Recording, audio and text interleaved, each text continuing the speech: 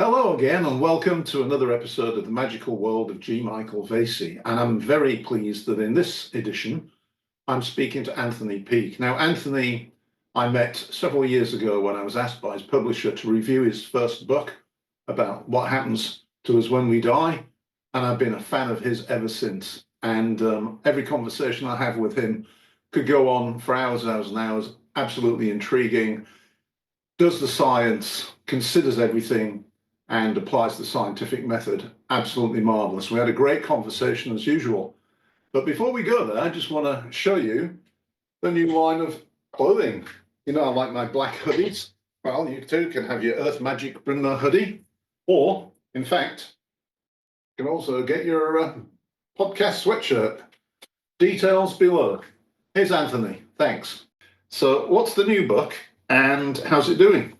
Right. Well, it's become a bit of a kind of a quasi disaster zone in many ways. The new book, it's on near death experiences, and specifically, what I wanted to do was to move away from the standard near death experience book where you just get a series of "it happened to me" anecdotes. Right.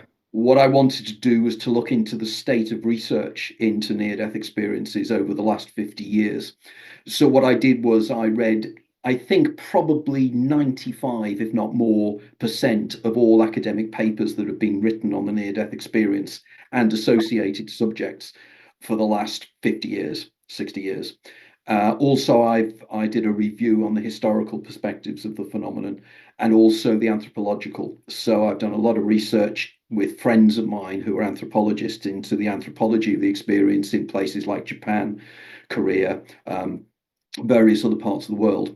So that was the basic premise. So I just wanted something completely refreshing, completely different. And of course, because I work closely with researchers into dimethyltryptamine, I was able to move into the latest research they're doing between the overlaps between dimethyltryptamine experiences and near death experiences. And indeed, I'm delighted to say that the person that's written the foreword, Dr. Pascal Michael, is one of the young up and coming neuroscientists in the world. And he's very much focusing in on this area as well. So I'm really quite pleased. And we'll go into the book a little bit further on, but just to give you an update, my publisher, Arcturus, um, because I'm traditionally published. I'm not privately Yeah. published or vanity press, but I'm traditionally published, which means I'm in the thrall far more of my publishers as to what they do or don't do. And I've got four different publishing houses that publish me, but Arcturus are the ones that have published most of my books. And I have a very good reputation with them. And I'm now their second biggest selling author, they told me recently, which is really delightful to Nice. know. So, I think about all the hundreds of thousands of pounds they've probably made from me, but that's another story. But what happened was during the middle of the year, now the new book was due out on the 1st of November in the States, Canada, and in the UK.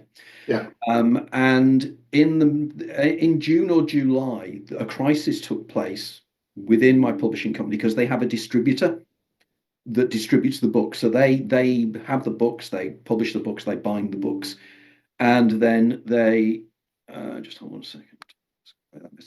But what they say is that they have the books published over in China, then they bring them over, then they give them to a distribution company, who then distributes them around the UK and Europe.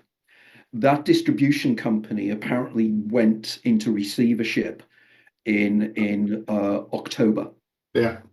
and it means that their distribution centers just closed overnight, which means that they have literally hundreds of thousands of books, my publisher, all over the place in this distribution center, and they don't know where my books are. So they had them all printed, had them distributed, had them sent to the distribution center, but they can't find them. So, so Good literally, grief. they have thousands of copies of my books, which we can't get out there into the UK market. But the book would still be published in America, and it was published on the 1st of November as planned, and is doing extremely well. As are the sales in the UK of the Audible book and the Kindle book and various other ebook versions, Right, right, right. but the hardback version isn't available. So what we're doing is we've revised the publication date to the 1st of March, no, 31st of March on Amazon UK. So this gives me a little bit more time to market the book in the UK and plan a few book launches. But they still haven't found the books. And So how they are can you on lose strike hundreds of again. thousands of books? It's extraordinary. And of course, so it means that I my did fan see that base, on the website that there was some issue, yeah, on your website. yeah, and I still don't know the full details because there's all kind of legal machinations going on, because clearly this is damaging Right. the ability of Arcturus to distribute their books. Yeah. And I don't know if you know Arcturus, but they do beautiful books. They Oh, I've got really, really, several of your books published by them. So yeah, because you should see some of their other books that they do, tabletop books, and they do books on philosophy and art history and everything. They're really, really good. And they have been phenomenally successful over the years. But this is a major problem for them. So I do need to contact the editorial director in the next few days to find out what the status is, because I'm hoping to do 2 book launches. I'm hoping to do Watkins books, which I always do in London. And also there is a bookshop in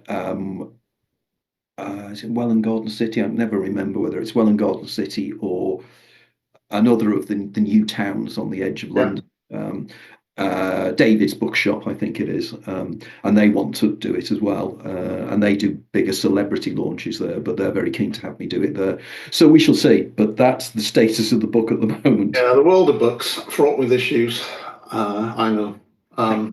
Actually, books don't seem, well, for me anyway, books don't seem to be selling so well in the last, what would it be, 7 or 8 months?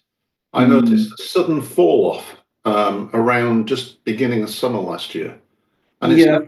friends of mine are telling me this, and there is a Yeah, good friend of mine who is a fantasy story writer, and he's superb. He's excellent, and he was published by Hutchinson many years ago. But he's one of the strange individuals who's gone away from being traditionally published to publishing his own works because he feels he's got more control. yeah, But the difficulty is you can't get the distribution, and you no, can't get your books in libraries in the same way, and you can't get your books. The books are not in the British Library and things like that. no. So it's more difficult. But of course, you do earn more money by doing it that way. So your That's the book, way I do it, as you know, mainly anyway. I've got 3 or 4 properly published, and everything else I do it myself. And actually, I've discovered a couple of interesting little things with regard to Amazon. If you want it in libraries, you click a little box. And what I discovered, though, is that this little box then means that people somehow can get a hold of your book at like cost and sell it and cut you out of the royalties altogether. So I stopped it. really. It took me a while to figure it out, and I can't remember the exact details because it was a year or two ago. But I've stopped all my books going to libraries because the way Amazon does it, it allows people to buy your book at like the author's cost, and then you sell it at list price and take all the profit. Well, if they sell it author's cost, I get nothing. Mm. So my books are being sold, and I'm getting nothing. So So how do libraries get involved in this then? So I'm not sure. It's a little on the back end of Amazon. There's a little box that says, like library distribution. So I clicked right. it, and then I suddenly realised that someone else was selling my books, and I wasn't seeing any royalties. So I said to Amazon, "Oh, what gives?" Oh yeah, they're using the light. No, I switch it off then. Yeah. Well, well, you will know, won't you, as an author, that there's the public lending right. So if you register with the PLR, any books that you have in libraries, you earn money from. So, every time a book is taken out from a library, you don't earn a great deal, but you earn a couple of pence. Yeah, So, as I've argued to my readers, you don't need to buy my books. My books are available just go and borrow it. Yeah, in libraries. Just please go and borrow it. Take it out from the yeah, library because I yeah, still earn something from that. yeah. And it's as well. You also earn money if your work is copied. So if somebody takes your work and puts it on a photocopier, you Right. get money from that as well. So, and a lot of authors aren't aware of the PLR. It's well worth registering with. You've got nothing to lose. It Be literally alone. register your books. Anyway, so off the topic of book sales and Okay. on to the topic of content. Right. Absolutely. So, So yeah, content. so the new book, in terms of the DMT experience and the near-death experience, then can you how similar are they, and what does that say in your opinion? Yeah, it's extraordinary this how I mean, the problem is, isn't it, that if we go back to basic neurology and we go back to basic consciousness studies and how the brain functions, one can argue that all experiences are internally generated because we know that the senses, the brain takes information from the senses Yeah. and then regenerates them and reprograms them and recreates them within the brain. Like, for example, photons hit the eye, the retina then converts it into a signal, which goes into the back of the visual cortex at the back of the head, which then recreates the imaging. Because of course we know that the image that is transferred from the retina is postage stamp and inverted. But effectively, the brain, the visual cortex, takes that information, that small basic piece of information, and recreates it through to the three-dimensional world, the sensurround world we see. So clearly, consciousness, or whatever we mean by whatever is doing the processing, creates this internal world. And of course we have then the problem, the idea of there's a little homunculus in your head. Do you remember years ago there used to be a TV in comics something called the numbskulls? Yeah. Yeah, and the numbskulls, the little Yeah. creatures that were in your head. Yeah. I used And, to love that, actually. That was one of so my did I, and I thought it was favorites. such a brilliant example Yeah. of how people believe there is what's called a Cartesian theatre in the head, what Yes. Daniel Yeah. Dennett called it. And the idea of the Cartesian theatre is there's a little homunculus of you in your head sitting in a little room, and there's a pair of speakers in front that are tied to your ears, and there's a pair of cameras that are tied to your eyes, and you sit in there and you process it. But of course, that's suggesting You just described, and I think I've told you this before, you just described the mental imagery I had as a 5 or 6 year old sitting in between the living room and the kitchen when I had this sudden thought that I was locked away in a little room attached to a machine, experiencing life through this machine with glasses on and earphones. And then I came up and there was row upon row upon row of all these little rooms with people sat attached to machines. I think I've told you this before. you have, yes, You think just give about me that, but it's little interesting to chills. continue I with. mean, literally chills, because you just described my 5, 6 year old image, and I've never forgotten it. It's why I'm interested in what you do and why I'm interested in what I do. That Well, whole that's interesting. premise. As a 6-year-old, to come up with that concept Yeah. was extremely prescient. You won't expect a child like that to No, come up no. with that idea of exactly I'm how. still bloody shaking. Good God, you really described to a T. Well, this is it, isn't it? It's the idea of, and of course, the basic argument against this argument, this Cartesian dualism, the idea that there is this little homunculus in the head, is it becomes an infinite regress, because Yeah, that then suggests that within that, the brain of that homunculus is another little another homunculus, one. ad nauseam or ad infinitum. So clearly, that's not what is taking place, and it's more subtle than that. But there is still the issue that the brain is presenting to whatever sentience is. And of course, we don't know what sentience is, but the brain is presenting to a something that is a perceiver this information which is processed by the brain, which means, to cut a long story short, it means that the external reality we think is real. Of course, it's real, but it's sensory and it's created by the brain out of information.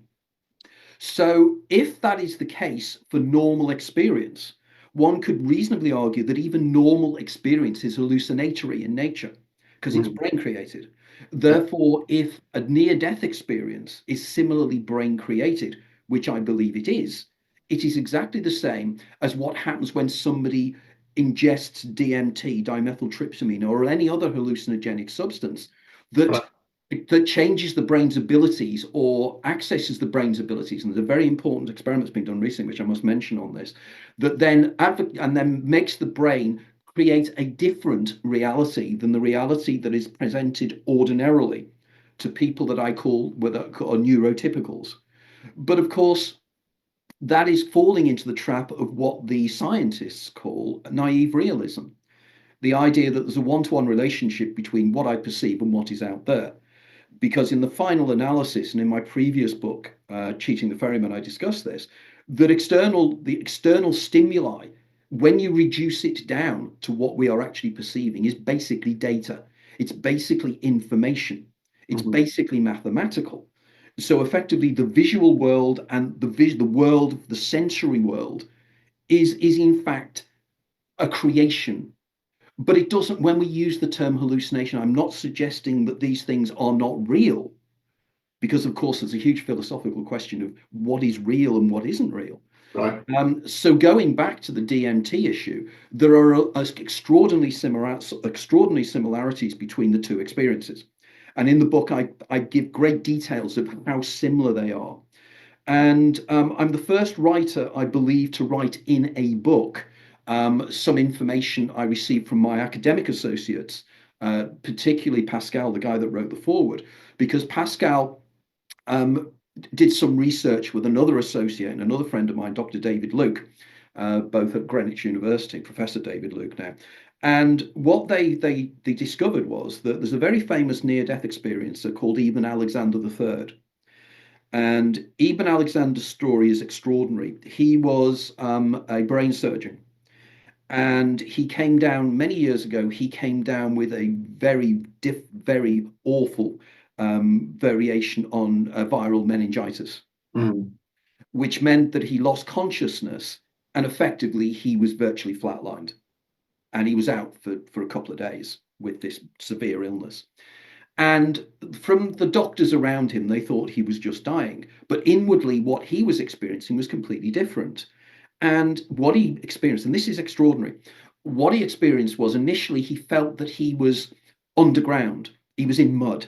Mm-hmm. And he climbs out of the mud, and he calls this the mud state. I described this, and I've described it in a number of my previous books. And indeed, in one of my previous books, Eben actually edited the section that I quoted on him to make sure that what I was saying was correct about his experience. Right. But he feels he's coming out of mud. Then he finds himself transferring, and he's sitting on the wings of a huge butterfly. And there's lots of other butterflies flying around with people sitting on these butterflies with these incredible, beautiful wings. Right. And he's looking down over an environment, this magical environment, where there are entities and everything else as well. And sitting next to him on the wing of the bird, a wing of the butterfly, is this beautiful young woman. And she has the most extraordinary blue eyes, a kind of very interesting shade of blue. And he starts talking to her, and she explains that she's his guide, that he's in the process of dying, which is my concept of the daemon, as you know. Mm-hmm. And he feels an affinity to this girl. And then he finds himself in another location, which I won't go into at the moment, because it's the woman that is very intriguing. Because when he comes back to, he obviously survived the illness, but his worldview changed because he was an atheist. He didn't believe in life after death, didn't believe in near Right. death or any of these things. And he gets talking to his parents. His parents come to visit him in the hospital, and he turns around and he said, you know, when I was in this state, I met this beautiful young woman with this coloured eyes. And his parents went really quiet and said, there's something we haven't told you. Before you were born, you had a sister who died very young. And the one remarkable thing about the child was she had extraordinary blue eyes. So he immediately associated that this entity that he had seen was in fact a manifestation of his sister. Right. And he didn't know about her. So this again is evidence of not veridical information, but information in an out-of-body state, near-death experience state, where information is gleaned that is unknown to the person who had the experience. Mm-hmm. Now, to me, that was powerful. But the interesting thing here is that Pascal and his associates contacted Ibn Alexander, and much to their delight, they discovered that Ibn Alexander had also subsequently experienced using a substance known as 5-MeO-DMT, Okay. which is a variation on dimethyltryptamine. In fact, it's a curious substance in that 5-MeO-DMT is the usual way where they find it. It's excreted by the Sonorian toad, the Sonorian desert toad. When it's frightened, it excretes this slime. Mm-hmm. And the Native Americans used So to this is the licking the turd. licking the toad, or as I sort of used to think, kissing a frog. You know, the way you find a prince by kissing a frog. Well, you kiss a Yeah. toad, and you have a 5-MeO-DMT experience. Right. Now, 5-MeO-DMT is very different to standard DMT. In that friends of mine, there is a reason, I'm on a tangent here, but there is a reason for this. Friends of mine have told me who have taken both. Standard DMT, you get a sensation of meeting entities, and you're in this other environment, and you work with these entities, they liaise with you. You get the shamanic feeling of being dismembered, lots of things, but you are still physically yourself. You still identify, the ego continues. Whereas when you take 5-MeO-DMT, your ego's dissolved. You have that sensation, at one-ment, the at oneness, the what Buck called the oceanic feeling, where you Mhm. realize you are everything. You realize that consciousness is singular. There is just one consciousness experiencing itself subjectively. And everybody I know that's taken 5-MeO-DMT tell me that they get this experience.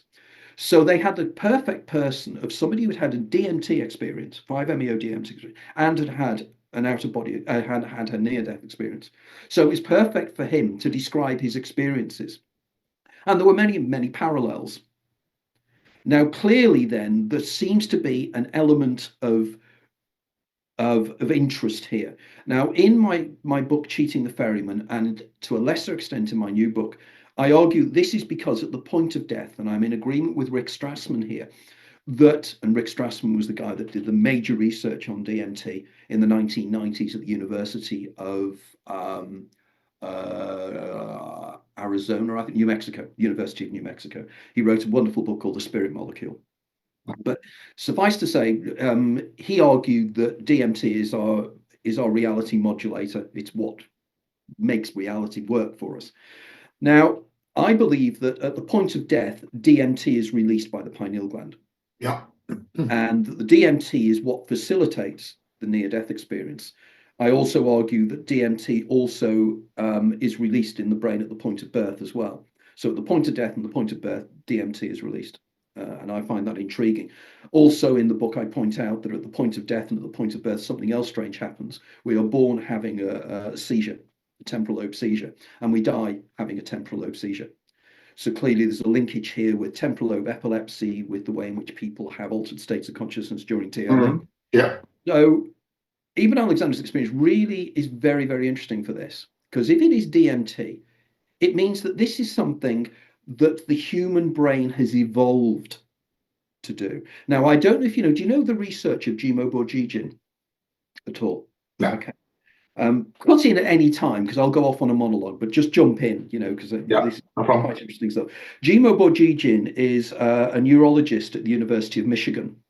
And over the years, and in my book, I discuss in detail the academic papers she's written. I give a narrative of these academic papers and how I interpret them. But she's done a couple of experiments, both of which are intriguing. But the one I'm particularly interested in is they found DMT in the pineal gland of live rats. Mm. And this is the first time. There's always been an argument that DMT is in nature, it's in the human body, it's in the stomach, it's in the spinocerebral fluid, but it's never been found in the brain. But back in 2017, Jimo Borgigin, in an experiment with a particular variety of rat, found for the first time the DMT molecule inside the pineal gland of rats. Now, the question is, what on earth was a powerful hallucinogenic substance? What was it doing in the pineal gland? Yeah. Now, I argue that what basically happens in the pineal gland and happens continue, but basically really at the point of death, is that the pineal gland synthesizes endogenous DMT, internally created DMT. And in the book, I do the chemistry of this, of how it does it. What it does is the pineal gland exists effectively to create a substance called melatonin. And melatonin is the substance that makes you go to sleep. Yeah.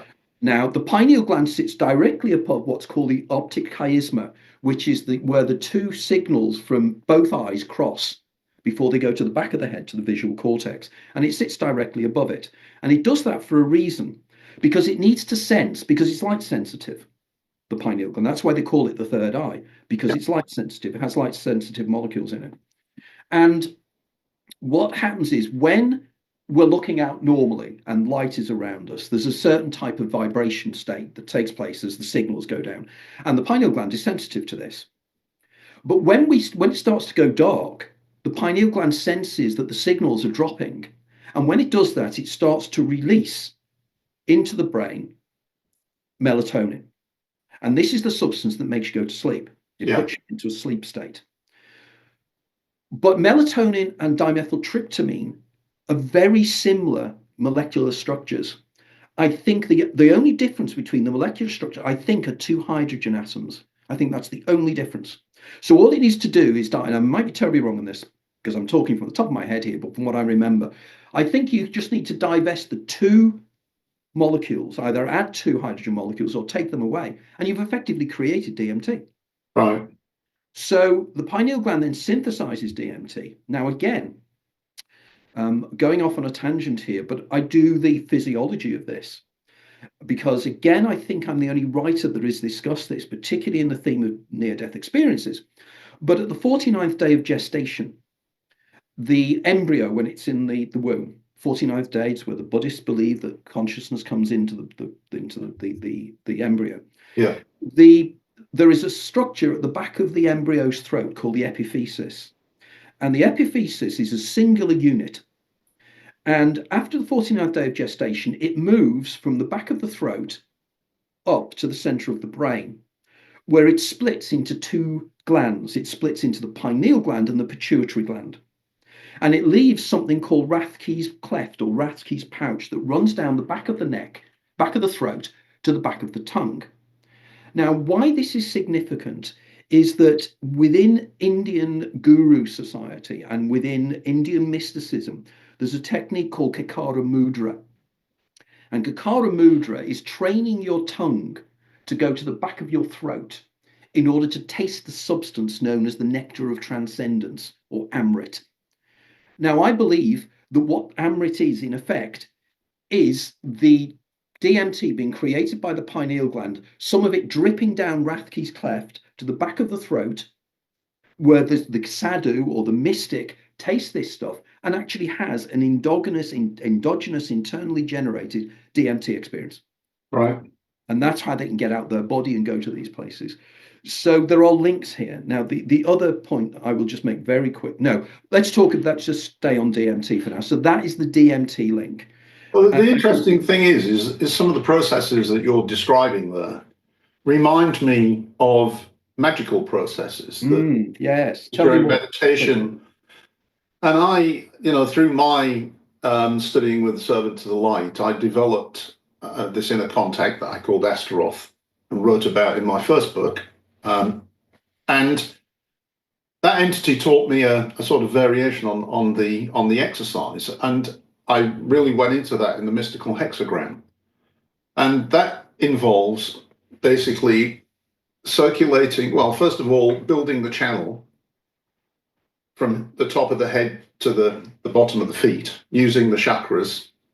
So building the channel and then imagining crystalline pure water going down and basically then sitting in front of a fire, becoming eventually a flame and allowing the fire to come up. And it's interesting how sometimes synergies happen, because just yesterday I stumbled upon a video, and could I hell as like find it again probably, well, I'll go back in my history. I don't know who it was, so forgive me for not knowing the genesis of it, but the guy was talking about the two circulatory channels, and he was saying that materialism has made it all about the fire coming up, the Kundalini experience, and we've lost a lot of the water down experience, which is the emotional body, we would call it. And it seems to me that what you're talking about there is this water down type experience. Yeah. And so what I'm doing in that meditation exercise that my guide taught me is I'm deliberately starting with water down and then fire up. So I'm building out my emotional body. And if I am doing something with DMT or trying to do something with DMT in a meditational state, then I'm activating that gland, that what's it called? The yeah, but it's the shape of it. Oh, the pine cone? It's like a pine cone, yeah. So I often have the image of a pine cone in my head when I'm doing this, right? Really? Yes. And then I'm doing the Kundalini bit.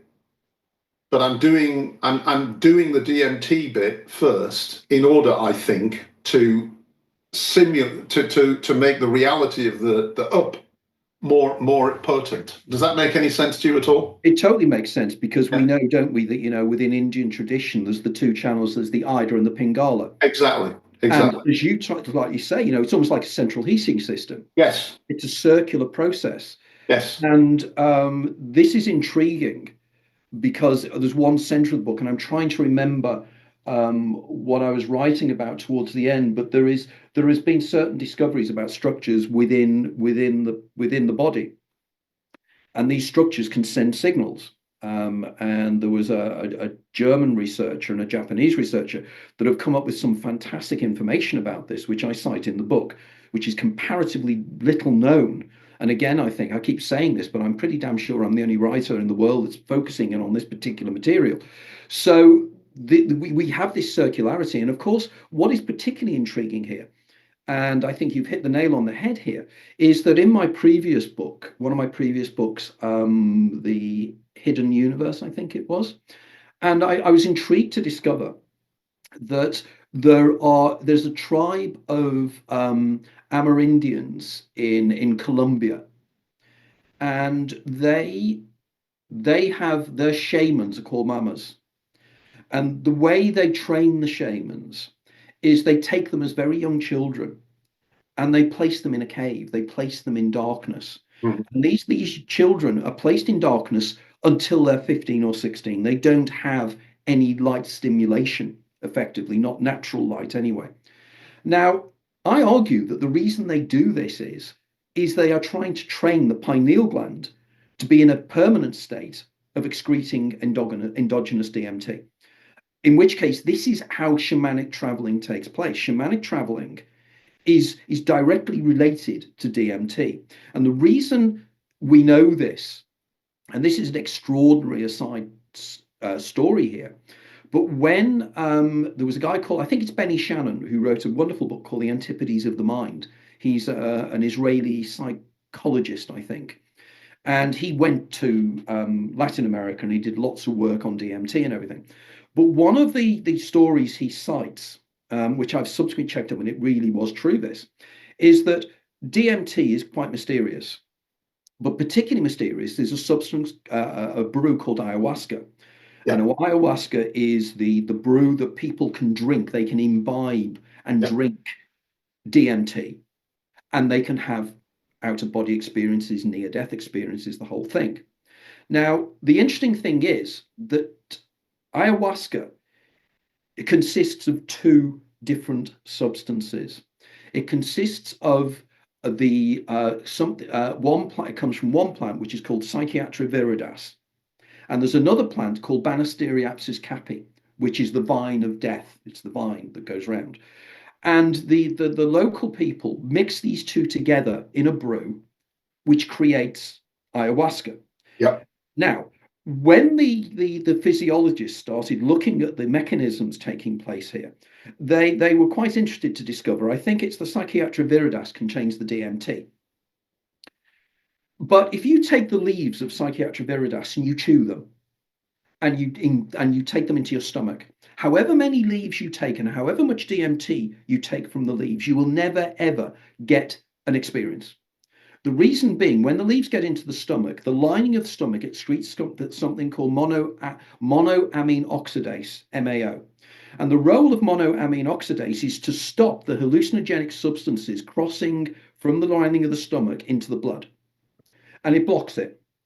But when you take ayahuasca, the active ingredient within the Banisteriopsis capi is a substance called harmaline or harmine. And harmaline, get this, is an MAO inhibitor. So it stops the MAO Yeah. stopping it crossing the blood, Right. crossing into the bloodstream. Now, the anthropologists when the anthropologists heard this, they were fascinated because they turned around to the shamans and they said, how did you come up? There are thousands and Yeah. How do you come thousands. across that combination? How did you come up with this combination? And it's intriguing. They turned around and they said when they went shamanic traveling automatically, because that's the point of a shaman, they can shamanic travel by getting themselves into altered states of consciousness. So by dancing or doing whatever they do, they can naturally get into a DMT state. And when they were in this DMT state, they would meet entities, and the entities would come to them, and the entities would talk to them, and the entities manifested as plants.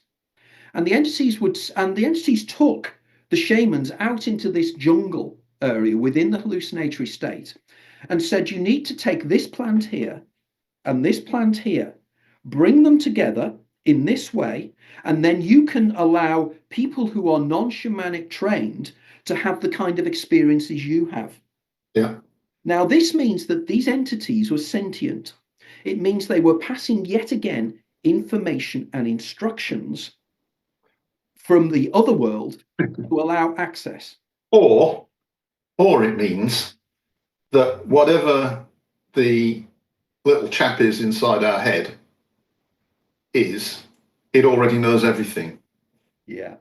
And this is coming to me from dowsing, because the only explanation that I can logically come up with for the dowsing work I've been doing the last several years is I already know the lines are there. I already know where they are, and I already know what they are. I just have forgotten it. Consciously. Yes, exactly. You suffer from what the Platonics called amnesis. Yeah. But the little homunculus in your head has anamnesis, which is the loss of forgetting. Yeah. So the more I delve into magic and all this stuff, it just seems to me, look, we are the one consciousness experiencing itself multiple. Well, in my books, I have this concept of the daemon and the eidolon. Yeah. And of course, the daemon is the being you're talking about that's inside your head. Yeah. And I remember doing a presentation for the Servants of the Light that Dolores invited me to do many years ago. And I remember Dolores turning around and saying, Anthony has done the science of our beliefs. Yes. And she was so complimentary. She was such a lovely, and maybe still is. I think she's still alive, isn't she? I think so, yeah. I haven't heard to the contrary, although she's, I think, very old now. Yeah, very old. She's lovely. She is one of the most wonderful, magical human beings I've ever met. She really is. So within the magical tradition, there is this tuning into this inner self. And your analogy of saying the inner self is the homunculus, I think, is very, very powerful. Because in the last chapter of my last book, Cheating the Ferryman, I come up with a much broader model. And I apply this to near-death experiences in the new book, but I come up with a much broader model than just the daemon and the eidolon. Because as you know, I argue that we are all existing in a simulation of our lives. And we live our lives many, many times within the simulation. Yeah. And each iteration and each life involves one eidolon, which is one ego conscious. And that ego consciousness exists for just one life and then dies, just like when you switch on a computer game, you start with the sprite on screen. And when that sprite dies, you start a new game. But the consciousness that knows of all the games, I call the daemon. Yeah. Your game player, and lives your life many, many times. But then I came to the conclusion, I can prove that I can see evidence for this within neurology. We know from split brain operations, we know from the right and left hemisphere, we know from how the patterns work within the brain. And indeed, in one of my books, I argued that the way in which the eidolon works is the eidolon is the neurological aspects of the brain. So the eidolon attunes into the neurons, and the neurons of the brain and how they communicate using neurotransmitters to transmit messages across the brain. So that's the neurological. But I argue the daemon attunes into what's called the astroglial network. And the astroglial network is the effective glial is, as you know, is Latin for glue. And the astroglial cells, this is why people turn around and say we only used 1/10 of our brain. What this really means is 1/10 of the brain is neurons, which are the ones that communicate electrochemically. But 9/10 of the brain are these structures known as glial cells. Yeah. And when the neurologists like Kajon and other people started looking at these things, they literally felt that these cells had no purpose. They were literally there just to glue the positioning of the neurons in position. But recent research has shown that the glial network, or the astroglial network, which is a specific type of glial cell, they communicate non-locally. They communicate using quantum mechanics. They can communicate instantaneously. And this would explain how some of the great mysteries of neurology can be explained. Like, for instance, in neurology, there is an issue called the binding problem, which is how we have a feeling of simultaneity. You know, you look and I see a red ball bouncing down the road. The red is being processed in one part of the brain. The bouncing is being in another part. The sounds are being processed in somewhere else. But I have a feeling it's happening all now, even though the neurons, although they can send messages quite quickly, it's not light speed or anything like it. So therefore, it takes time for a signal to get from one processing center of the brain to another center. So we should have this. We should be confused. We should have like buffering taking place in the brain, where we have information coming in at different ways. But if the gastroglial network, I argue, explains that, because it's instantaneous communication using non-locality, using the implications of the work of Alain Aspect and the work of the Northern Irish guy that did in 1964, John Bell, when they proved that if you take two subatomic substances, two atomic particles, and you put them in the same quantum state and you move them away from each other, Okay. farther away, they instantaneously communicate. Yes. I argue that the astroglial network works under those principles. And I believe that's where demonic consciousness is. And demonic consciousness, by being non-local, can not only take communication from the brain itself, but can take communication from the information field around it in the same instantaneous way. Now, as I said earlier on, that everything is digital and everything is basically information, this is not so strange. It means that we can tune in. So the daemon has all this information. But I then argue, well, is there a broader information field? If the daemon maybe can only take the memories of previous lives and everything that it holds in the astroglial network, where do we get this bigger knowledge from? Where do when people have past life reviews, or people when they know where the energy lines are. Yeah, on the energy lines, and they're tuning into the energy lines. But just to continue with this for a second, the idea of when people have past life, they remember being a 14th century peasant in France. Where's that information coming from? And I've come to the conclusion that although I can't prove this neurologically, but I think by my example of the astroglial network I can. But I think there's another consciousness above that, which I call the Godemon. And the Godemon is effectively as the Jungian collective unconscious, the same concept as the Jungian collective unconscious. And it's the collective unconsciousness of all humanity from the beginning of time. And if you can get your eidolonic state into the demonic state, which magical tradition says what you're trying to do, but if you also can go higher, you can then get your consciousness state into the Godemonic state, in which case you can attune into the greater information field, what David Bohm would call the hollow movement, and you can attune into that. And then I argue that above that is another entity, which I call the Godemon. And the Godemon is literally God. The Godemon is the awareness of everything that had ever been, all other alien intelligences. It's the background to the universe. It's what the Kabbalists call the Or Ein Sof. It's what Brahman. It's the idea. It is the source.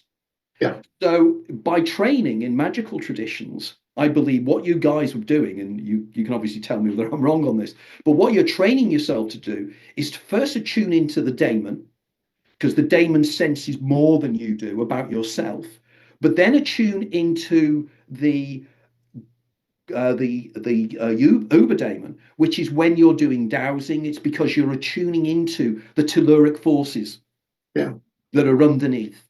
If that makes sense, you know. Yeah. I mean the collective unconscious or the akashic plane or whatever you want to call it, it's there. And I'm going to tell you, I don't think I've told you this one before. It's in my first book, Inner Journeys. It's an experience I had going through the SOL course when I was doing a meditation. And what I remember is that, and I'm not necessarily a Christian, by the way. I'm kind of pagan these days, but this has a Christianized aspect to it. So I suddenly see this hill amongst hills and valleys, and on top of it, I actually giggled because there's three crosses, three crucifixes, and I kind of zoom in, and as I zoom in, I realise that the middle cross on the peak of the hill has a guy with INRI written on his head. Wow. And just as I arrive, he expires. And I see like everything go dark, and then this like nuclear explosion emanate from his body coming out, and I'm like terrified.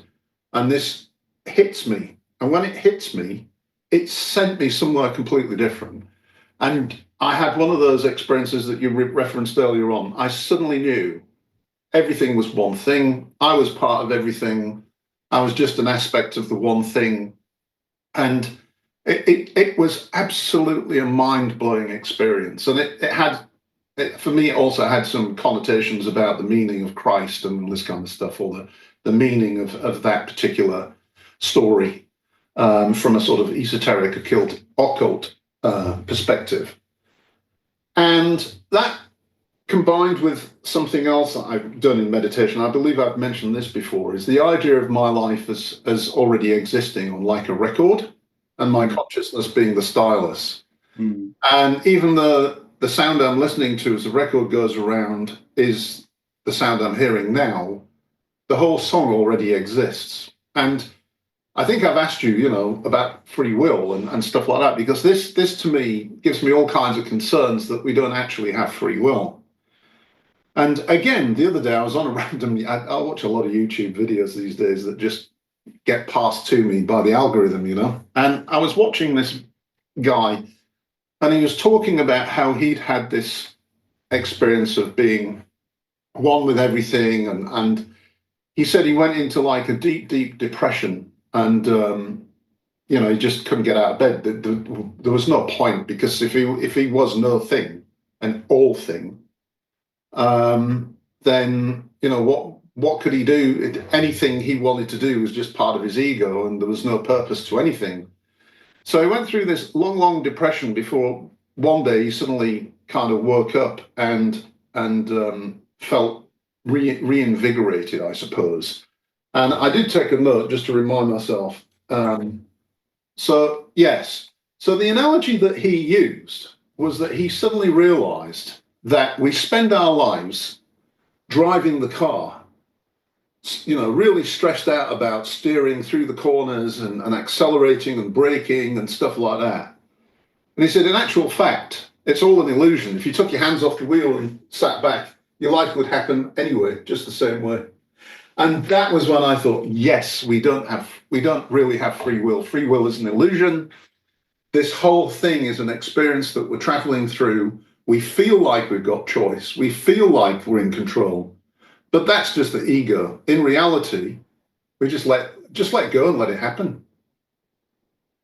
That is so interesting, because one of the things that as I've got older, I've got less frustrated about this, because when I was younger, it really used to drive me crazy that I've already done all the science of this, and I've done it years ago, and people are still coming up with these ideas and saying, wow, wow, wow.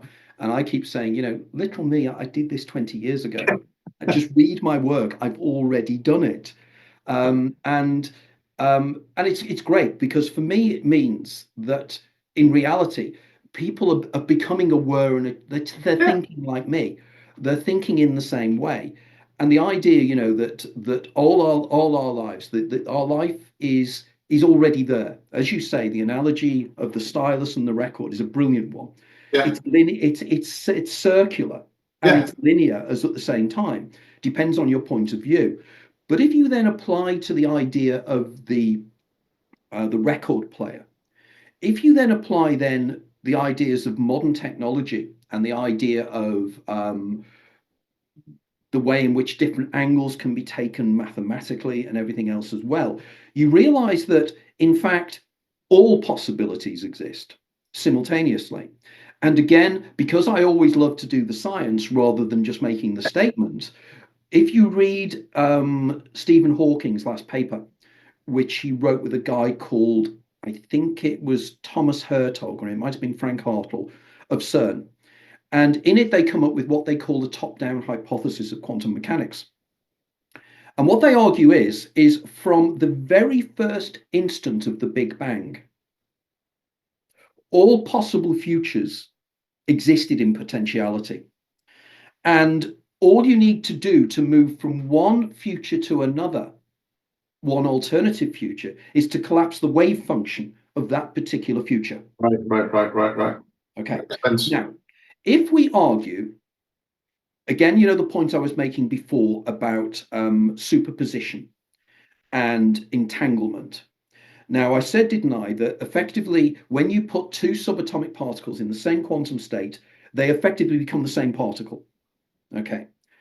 Now, at the very point before the Big Bang, at the femtosecond before the Big Bang, all matter, all energy, absolutely everything that we now know makes up the universe, including dark matter and dark energy, was in a point.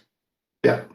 In which case it was entangled, which means that every single subatomic particle, every single boson that carries the forces, were all entangled, which means they can all communicate instantaneously.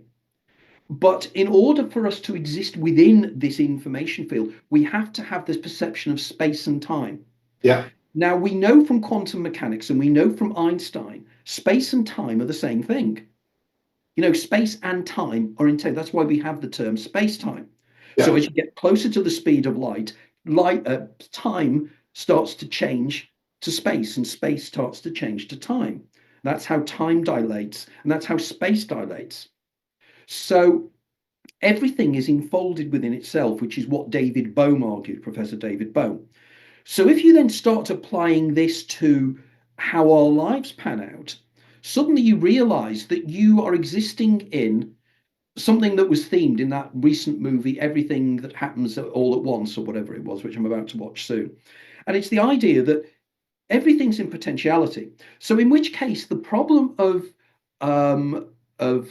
free will goes away, really, because although everything is already encoded, it's encoded in I quadrillions. get it because you've postulated that we kind of relive our life over and over and over and over again until we get it right, so to speak.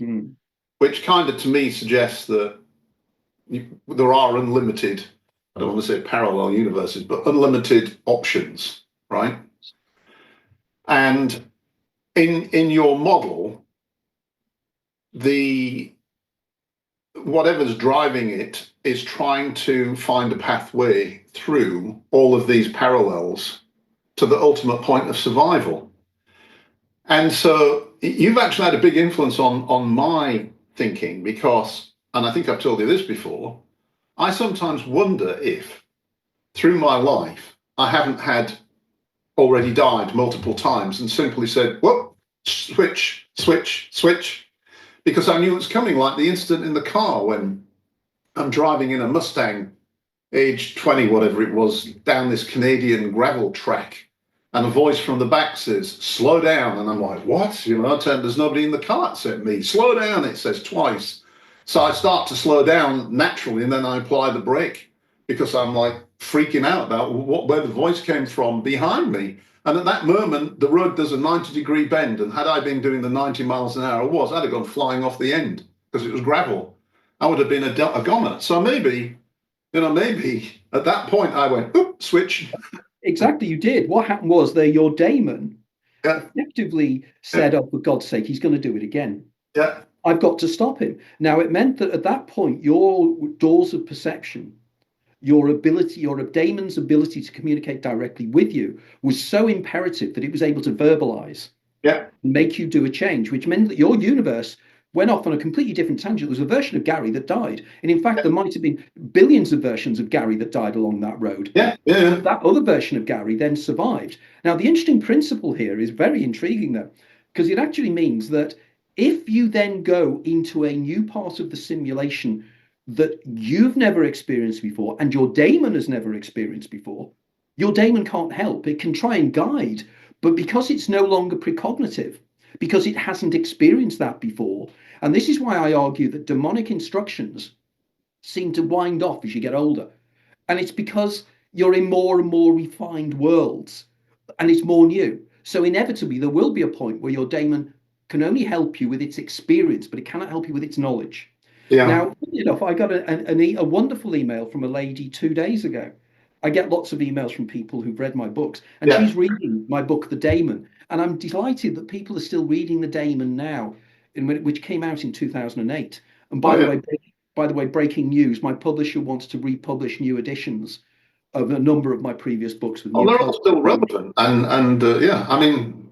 But anyway, can I just finish? She then turned around. She said in a letter or her email that she was when she was a teenager and she was living in a flat in London, and she got up one morning and she was getting dressed and she put her socks on.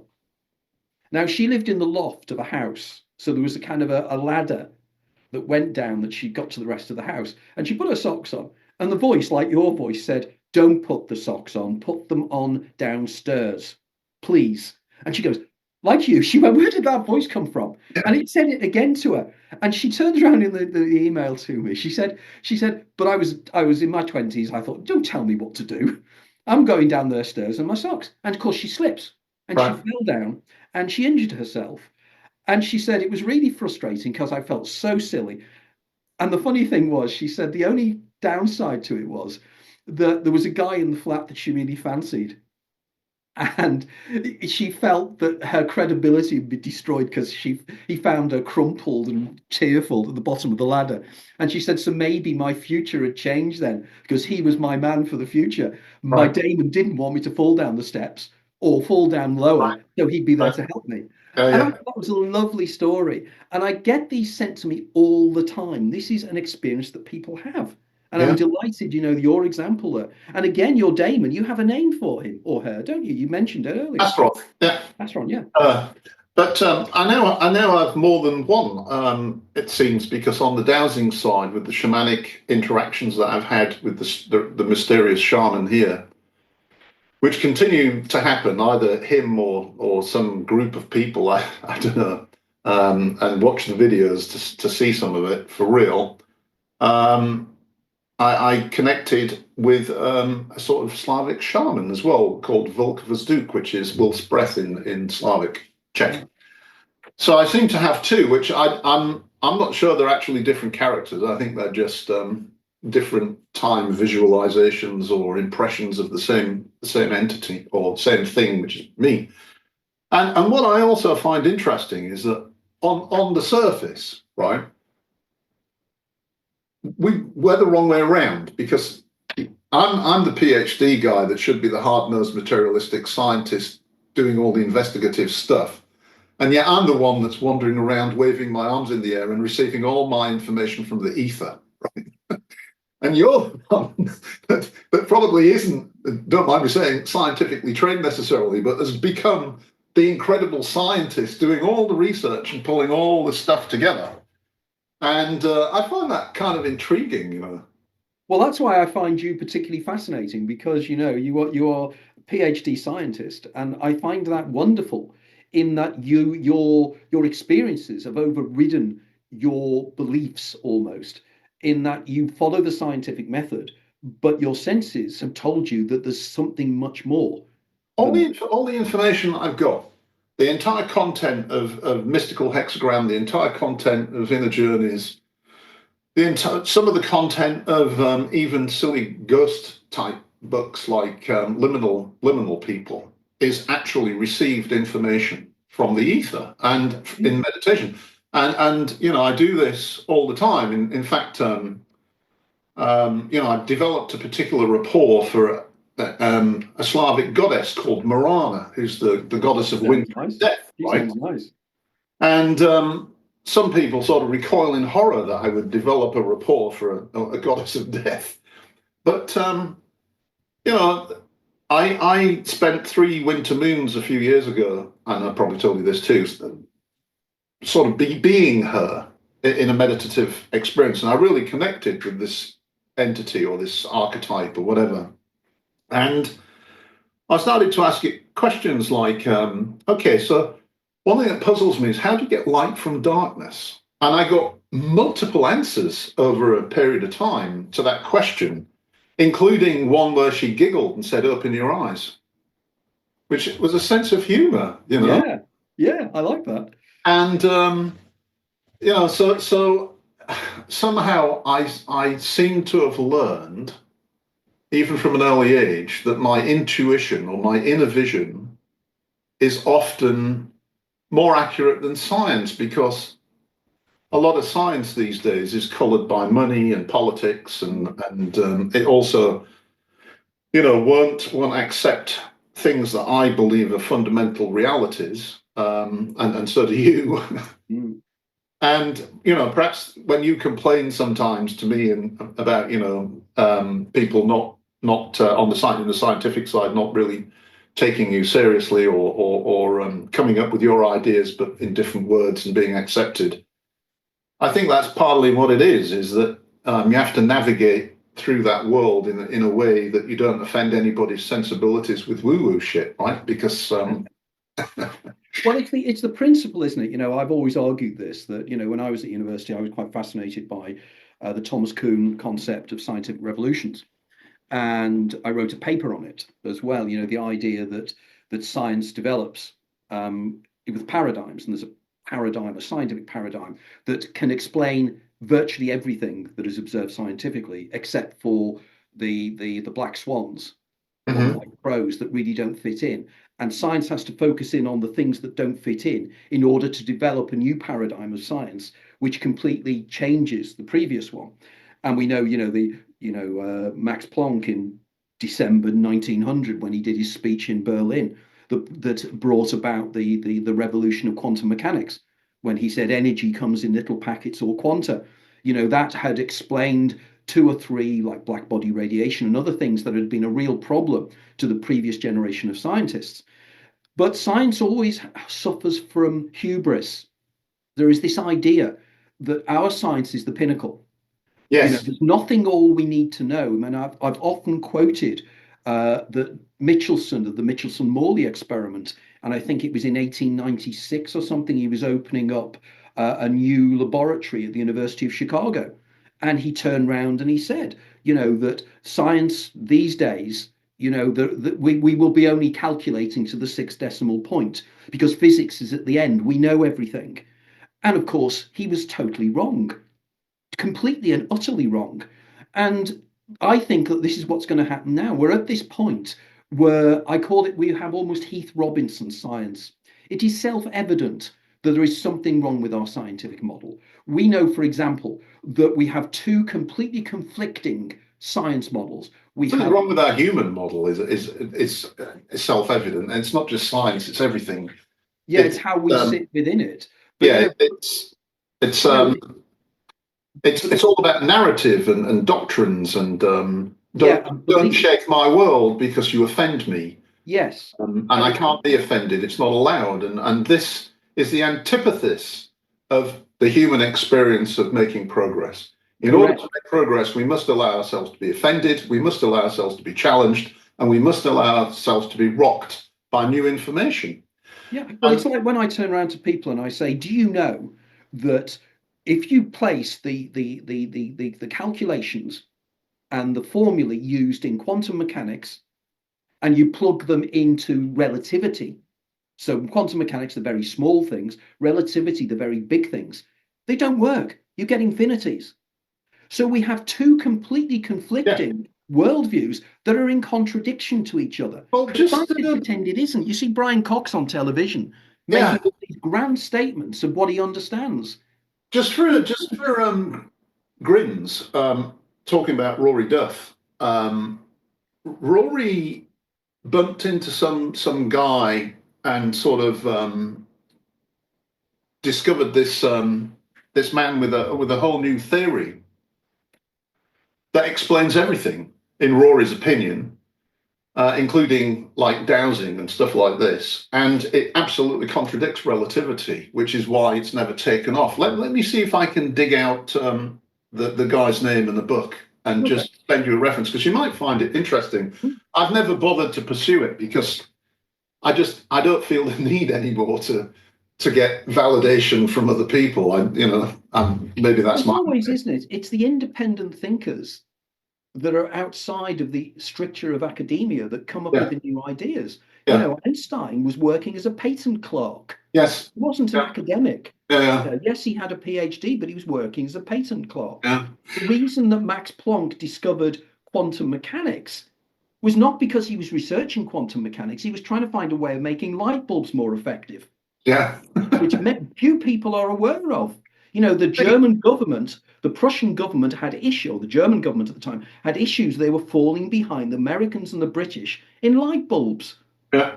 And it's the feel like, for instance, Kekulé. You were talking about inspiration. Kekulé, when he discovered the ring structure of benzene, he didn't do it mathematically. He didn't do it logically. He was sitting in front of a fire, went into hypnagogic state, and saw a snake eating its tail. And Yeah, he thought, that's the structure, it's ring structured. yeah, Now, those things don't fit into the narrative, don't fit into the model, but they happen. yeah, absolutely. And by the same process, I think that you've outlined earlier. So, in coming to a conclusion, the one thing I would say to you is the last time we spoke, it wasn't recorded, it was just a conversation. I had responded to some Facebook posts that you had posted, and if you don't mind me saying, you were feeling a bit sort of despondent, and I decided to tell you off. Right? Do you remember? Yes, but you did well. I need this. I need Now people we to just had know. this conversation, and look at the impact you've had on my thinking, right? And I've only known you for, I don't know, a decade maybe. And how many copies of your books have you sold? I mean, does it really matter? About 140,000. There you go. So there's 140,000 people's lives, and probably two or three times that, because usually books get read by other people. This is your role. Your role is to challenge. Your role is to make people think. Your role is to have people sit there going, "Oh yeah, that happened to me. I wonder." Yeah, that's what you're there for, and that's what you're doing, and the success you're having with it is immeasurable. So be happy. It's funny that it's one of the things that I think a lot and hard, and a lot of my friends, my really good friends, tell me off when I do these postings and frustrations. But the reality is, I'm actually very happy with Yeah, how things have panned out yeah, because I've met such wonderful people, and the people who get it, and they are the people that need to get it. yeah. Um, and okay, I get frustrated when my work is ignored, particularly when it's deliberately overlooked. I do too. I mean, I It suffer happens, the doesn't it? same Yeah. sometimes with in different areas, and even in even in like just silly stuff. I sometimes I don't want to be too specific because I don't want anybody to know what I'm talking about really, but something's going on in the world, and I'll post something on Facebook where I say, don't worry about that. It's this. And nobody takes a blind bit of notice. And then 2 weeks later, somebody I know that's really much better known than me says exactly the same thing. He's got 5,000 response. Oh, you're spot on. Yeah. Well done. And I'm thinking, but I said that ages ago. And then you just think, it doesn't really matter, does it? I mean, it doesn't. It's Well, I suppose you get to a certain, well, I haven't got to this point yet in my life where I think I just sit back and accept it because I'm an aggressive little scouser. And, it's not in my nature. Pardon? I'm an aggressive Holonian with a big bent. Exactly. We have a lot of similarities. Actually, one of the things I've always discovered, and it's really quite fascinating, the similarity between the Liverpool accent and the Hull accent, which I find quite interesting because we're different parts of the country, but there's similarities there, which has always intrigued me. And is it to do with maybe the Viking influence? Could be. Because funnily enough, the Battle of Bramborough, which has been a long mystery, because by background I'm a historian and a sociologist, they've recently discovered that they think that took place in my hometown of Bromborough.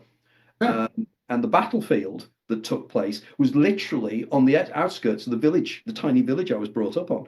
And it was the battle by which the Saxons held off the Vikings, because there was a Viking invasion.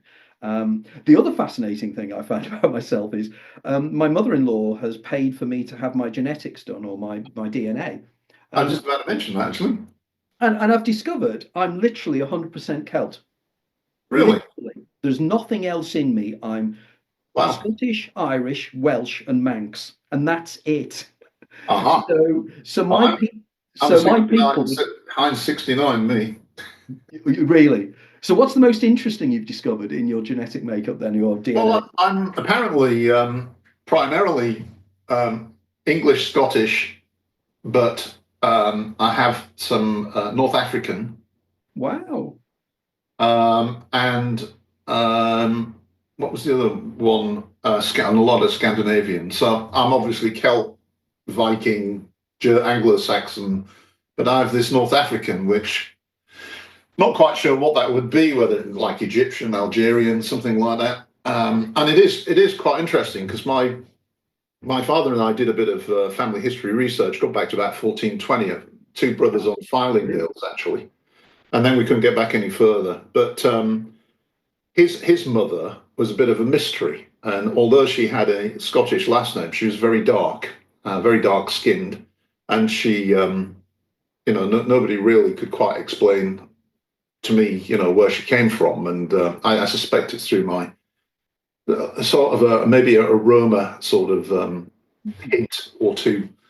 So that's something weird in that side. And she, of course, was a medium and very psychic, and would actually physically change in front of my dad's fear of everything to do with the supernatural was related to the fact that when he and his brother were small, the mother said, would you like to meet my guide?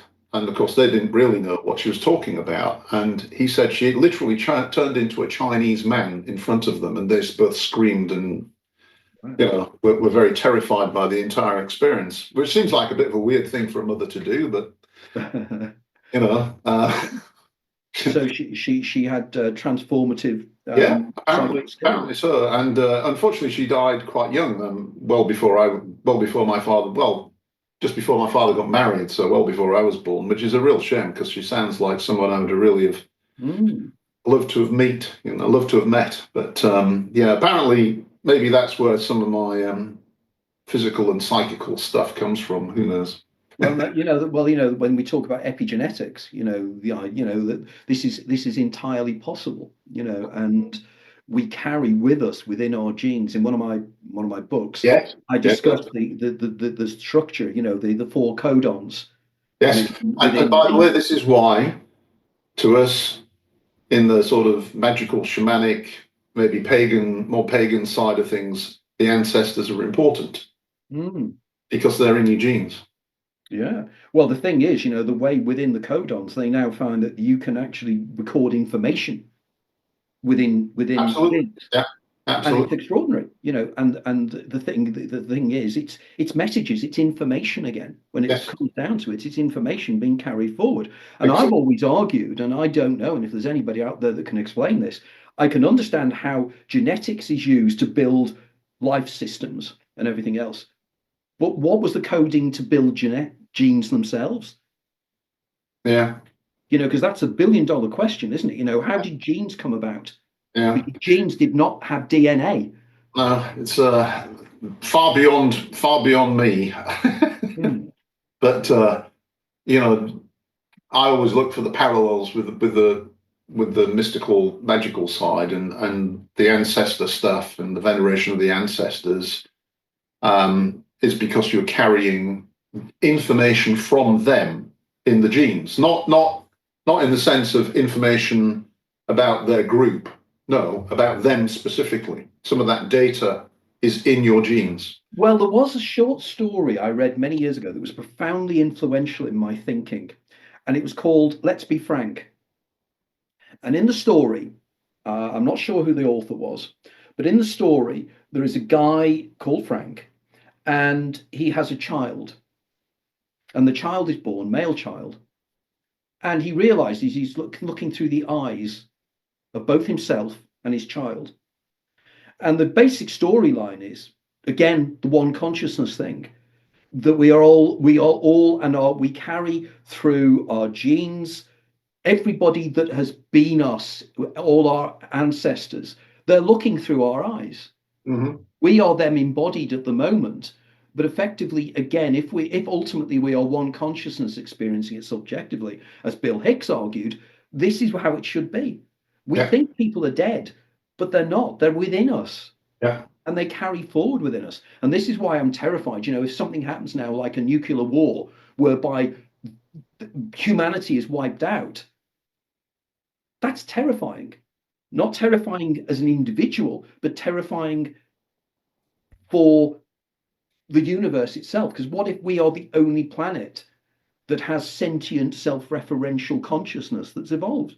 We've got no way of knowing whether it is or it isn't. Now, my research into UFOs in various books and things suggests otherwise. But I think DMT entities are the same entities as UFO entities. yeah. Well, that's interesting because one of the things with all the flap on mystery drones and all this nonsense back in the last year, I basically sort of look back at some of the parallels in history. I mean, we've always had mysterious lights in the sky. We had the Battle over Nuremberg in the, whenever Yeah. I forget, we've had the burning bush with Moses. I mean, all this stuff. And I think that there's an interrelationship between whatever these plasmoid things are, which is probably what they are, and human consciousness as well. Are they warnings? Are they signs? Are they somehow directing us? I haven't yet grasped, but there does seem to be a relationship between the human consciousness and these strange. Have you read my book, The Hidden Universe, at all? Which one? The Hidden Universe. I've got it. I haven't read it yet. Okay, that's exactly the theme of it. Okay. Exactly the idea.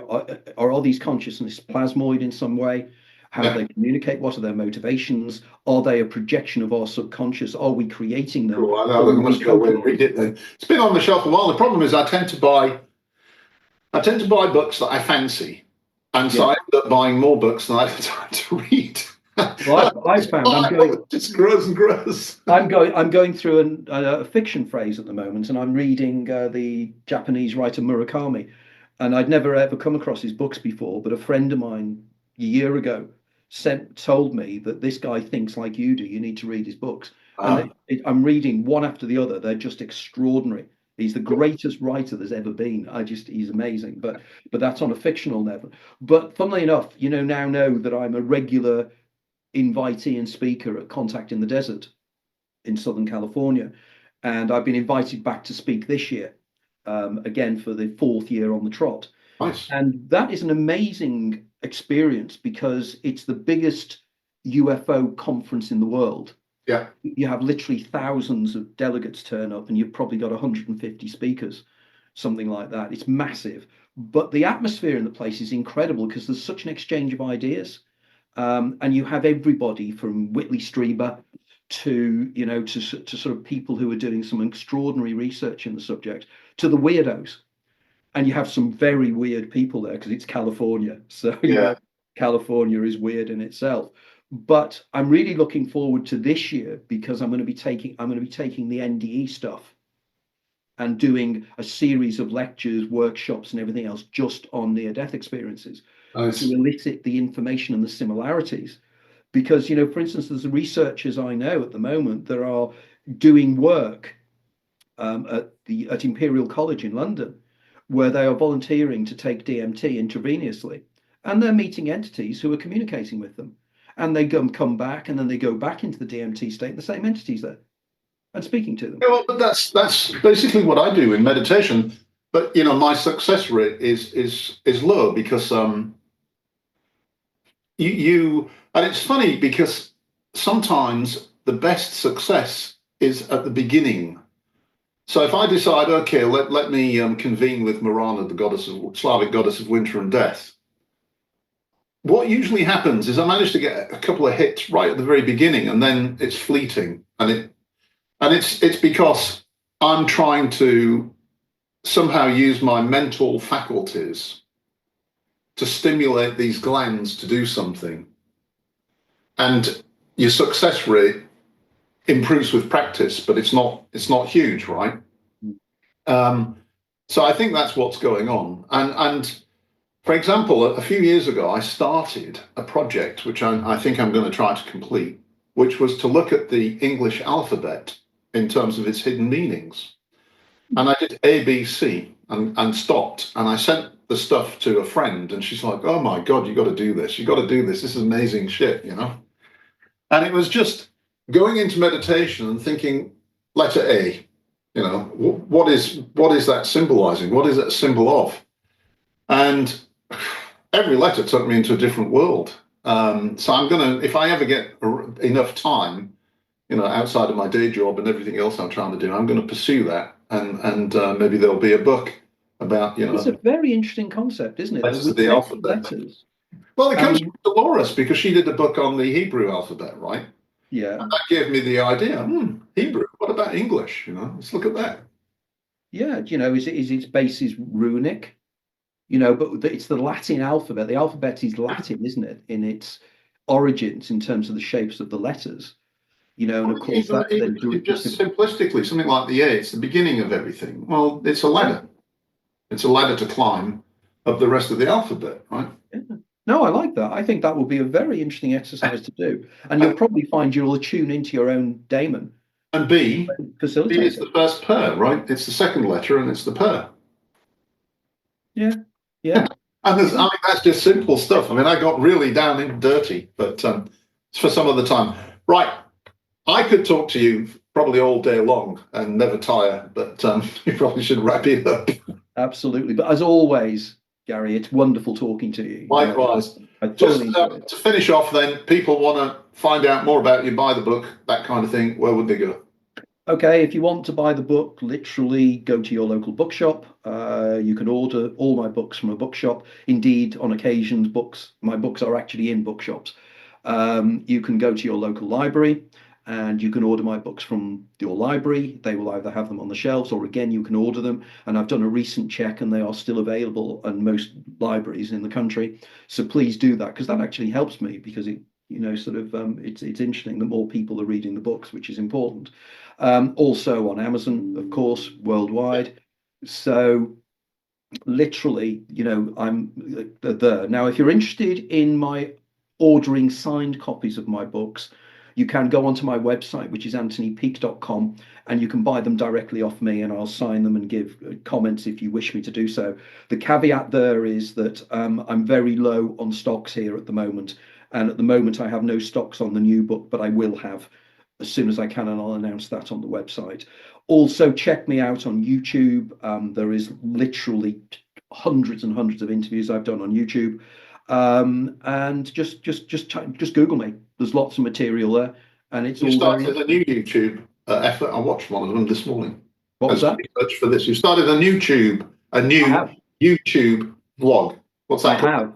And indeed, I'll be recording something this afternoon for the new blog because I'm being interviewed by a professor of English literature from an American university on Thursday on my Philip K. Dick book, and he's wanting to discuss that with me. So what I'm going to do is read the introductory 2 chapters of that book. The reason being, of all my books that are on Audible, that is a book. There are 2 books that I didn't read, and the Philip K. Dick was one of them. So it'll be me reading it. So good stuff. So okay, Gary, as always, wonderful to talk to you.